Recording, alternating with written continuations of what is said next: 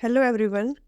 आज की वीडियो में बात करेंगे कुछ ऐसे क्रीपर प्लांट के बारे में जो इजी टू ग्रो प्लांट्स है और जिनकी मेंटेनेंस भी कम करनी पड़ती है।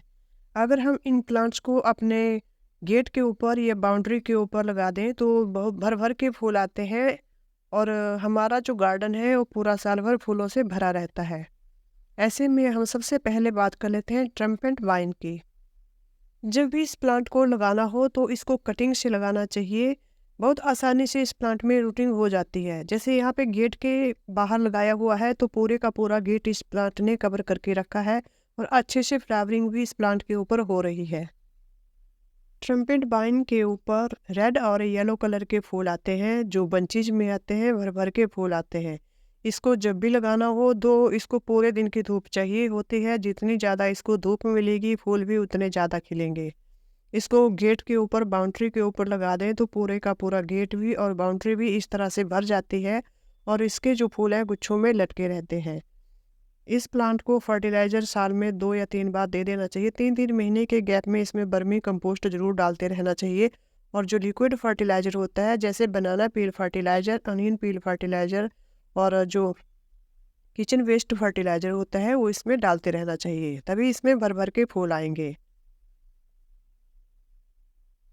क्रीपर प्लांट की लिस्ट में अगला नाम आता है मधुमालती, जिसको हम रंगून क्रीपर भी कहते हैं। इसके ऊपर भी भर भर के गुच्छों में फूल आते हैं जो रेड और वाइट कलर के फूल होते हैं, पिंक कलर के फूल होते हैं। इसके जो फूल होते हैं वो बार बार रंग बदलते रहते हैं। तो देखिए भर भर के फूल आते हैं। जब भी इसको लगाना हो तो इसको कटिंग से ही हम ग्रो करते हैं और पूरे दिन की धूप इस प्लांट को चाहिए होती है। जैसे ही इस प्लांट के ऊपर फूल मुरझा जाते हैं तब हमें इसकी प्रूनिंग भी करते रहना चाहिए। प्रूनिंग करने से इसमें जो न्यू ग्रोथ होती है उसके ऊपर फिर भर भर के फूल आते हैं। अगर हम इसकी प्रूनिंग नहीं करेंगे तो ये प्लांट झाड़ी नुमा हो जाएगा। तो प्रूनिंग इस प्लांट की बहुत ज़रूरी है। नेक्स्ट प्लांट है क्लाइंबिंग रोज़।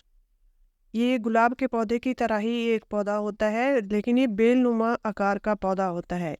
ये जैसे हमारी कोई बेल चलती है उसी की तरह से इसको गेट के ऊपर भी लगाया जा सकता है। मनचाहे आकार में इसको हम लगा सकते हैं।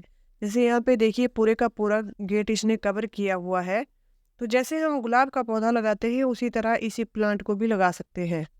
और देखो इसके ऊपर जो फूल आते हैं वाइट, पिंक और रेड कलर के फूल आते हैं।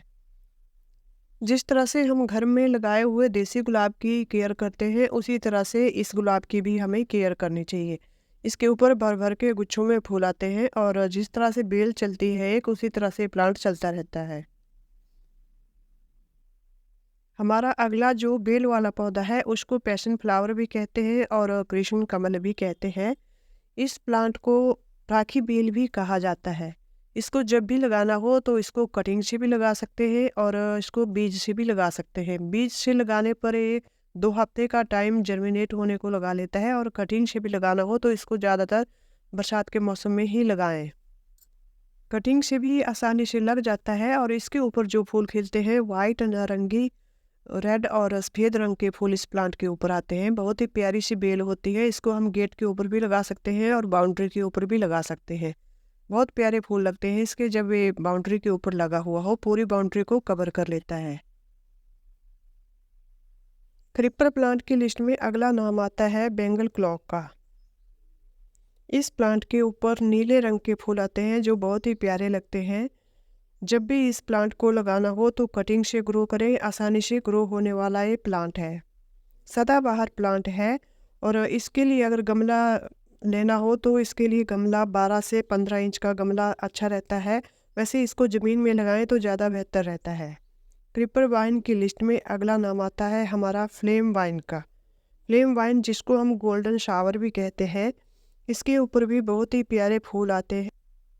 इस प्लांट को जब भी लगाना हो तो कटिंग से ही लगाना चाहिए। बरसात के मौसम में ये प्लांट आसानी से ग्रो हो जाता है और इसको ऐसी जगह पे लगाएं जहां 6 से 8 घंटे की धूप आसानी से मिलती रहे।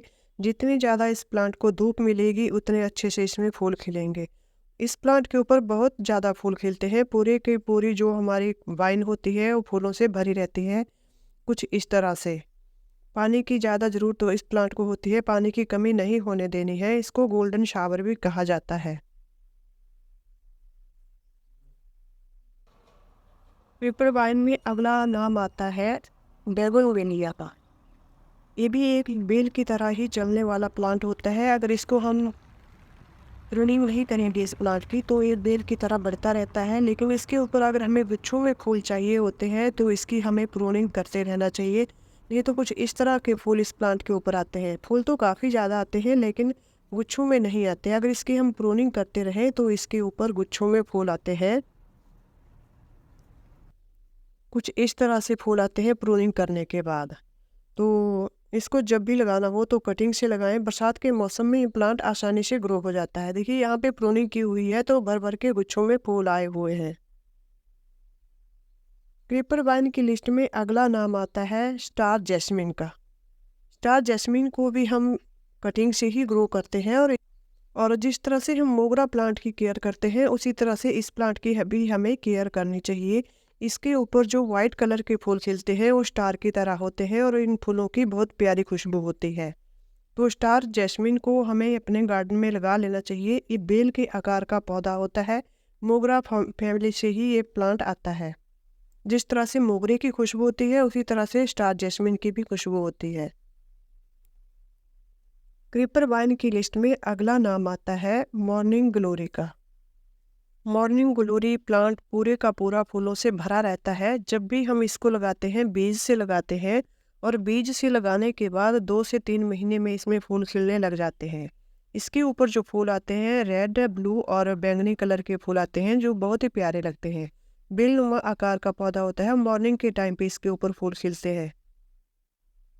मॉर्निंग ग्लोरी प्लांट की सुंदरता बनाए रखने के लिए इसको किसी लकड़ी का सहारा दें या फिर किसी क्रीपर नेट का सहारा दें, जैसे यहाँ पे हमने दिया है। तो ये बहुत ही प्यारे फूल लगते हैं जब ये बेलनुमा आकार में बढ़ते हैं। क्रीपर प्लांट की लिस्ट में अगला नाम आता है अपराजिता। अपराजिता प्लांट को हम बीज से ग्रो करते हैं और इसके ऊपर बहुत ही प्यारे फूल आते हैं। इनको ब्लू पीस भी कहा जाता है और बटरफ्लाई फ्लावर भी इनको कहते हैं। इस प्लांट को 4 से 5 घंटे की धूप मिल जाए तो अच्छा रहता है, तभी इसमें अच्छे से फ्लावरिंग होती है। जैसे ही अपराजिता के ऊपर फलियां बननी शुरू हो जाए तो इनको निकाल देना। जो सीड पॉट बनते हैं उनको बढ़ने नहीं देना है। एक बेलनुमा आकार का पौधा होता है तो इसको बेल की तरह बढ़ने के लिए क्रीपर नेट या फिर किसी लकड़ी का सहारा दें, तभी आगे से आगे बढ़ता जाएगा। क्रीपर प्लांट की लिस्ट में अगला नाम आता है क्लेमेटिस वाइन का। इस प्लांट को हम कटिंग से ग्रो करते हैं और जब भी इसको लगाना हो तो इसको फुल सनलाइट में रखना चाहिए, तभी इसमें अच्छे से फ्लावरिंग होती है। अगर इसको गमले में लगाना हो तो 12 से 15 इंच का गमला इसके लिए अच्छा रहता है। वैसे इसको ज़्यादातर ज़मीन में लगाएं ताकि इसको बेलनुमा आकार में हम लगा सकते हैं। और जब भी इसको लगाना हो तो इसके लिए हमें क्रीपर नेट या फिर किसी लकड़ी के सहारे इसको दीवार के ऊपर चढ़ा देना चाहिए। बहुत ही प्यारे फूल इसके ऊपर आते हैं। इनकी खुशबू भी बहुत अच्छी होती है। तो अगर हमें अपने घर की बाउंड्री पे और गेट के ऊपर खूबसूरत से फूल चाहिए हो तो इस तरह के जो क्रीपर प्लांट होते हैं ये हमें अपने गार्डन में ज़रूर ऐड कर लेने चाहिए, जो हमें सालों साल फूल देते रहते हैं।